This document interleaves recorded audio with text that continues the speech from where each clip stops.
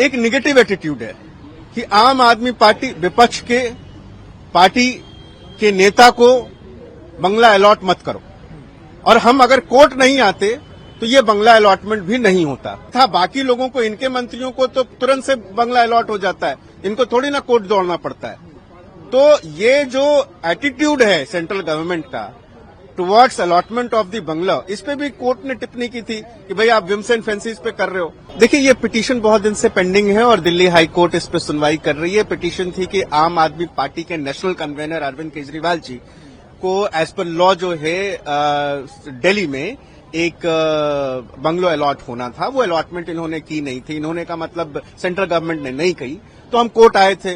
Court ने बार बार इनको जो है लताड़ा बोक को बार बार इनसे पूछा कि भाई आप कब अलॉट कर रहे हो और क्यों अलॉट नहीं कर रहे हो। आज जो है कोर्ट में जो सेंट्रल गवर्नमेंट के काउंसिल हैं, जो एएसजी साहब हैं, उन्होंने एक सबमिशन ये दी है कि हम विद इन 10 डेज जो है वो अलॉट कर देंगे। हमारे पास जब लेटर आएगा, कंफर्मेशन आएगी, तो अकॉर्डिंगली हम फिर कोर्ट में जो है, और सबसे बड़ी बात है कि अलॉटमेंट जो है एज पर एलिजिबिलिटी होनी चाहिए, और जिस पर्टिकुलर उसके लिए हम लोग एलिजिबल हैं क्राइटेरिया के हिसाब से, टाइप 5 टाइप 6 के लिए, वो चीज जो है उनको करनी पड़ेगी।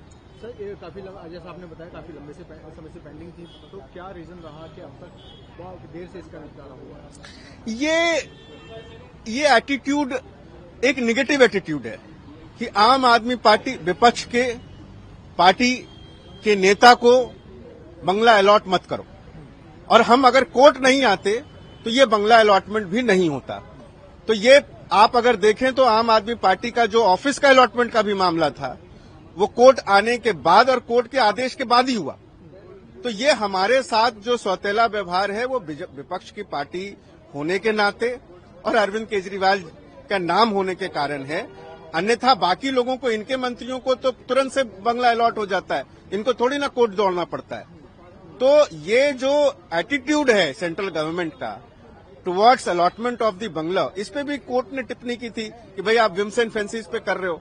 तो वी आर कॉन्फिडेंट, हम अदालत के सामने हैं और हमें पूरी उम्मीद है कि ये अलॉटमेंट जो है अब जल्दी हो जाएगी। सर, नेशनल कन्वेनर होने के नाते अरविंद केजरीवाल कितने बड़े घर के लिए हकदार, कितना उनको घर में कौन सा मिलेगा? देखिए, मिनिमम जो है जो अलॉटमेंट होती है वो टाइप 6 to 7 दोनों अलॉटमेंट है। टाइप 6 से नीचे नहीं हो सकती ज्वाइंट से, क्योंकि एक तरीके से कैबिनेट मिनिस्टर का दर्जा होता है एक पार्टी के प्रेसिडेंट का, और वो भी नेशनल पार्टी के प्रेसिडेंट का। He is equivalent to the cabinet minister.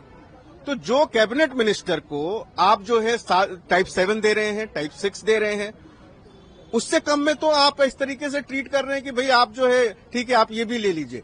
लेकिन जो हमारा हक है और जो लॉ है और जो रूल्स है, उसके हिसाब से जो अलॉटमेंट होनी है वो कीजिए हमें। सर, इसमें कोई कंप्लायंस रिपोर्ट भी केंद्र को या किसी अथॉरिटी को फाइल करनी है? उनको हमें लेटर भेजना पड़ेगा अलॉटमेंट का, और अगर वो लेटर हमारे पास आता है और उसमें हमारे को कोई ऑब्जेक्शन नहीं होगा, हम कोर्ट में सबमिट करेंगे। They have to file it and they have to give it to us before the next date of hearing. तो what is the next date of hearing? After 10 days, it has kept after 10 days.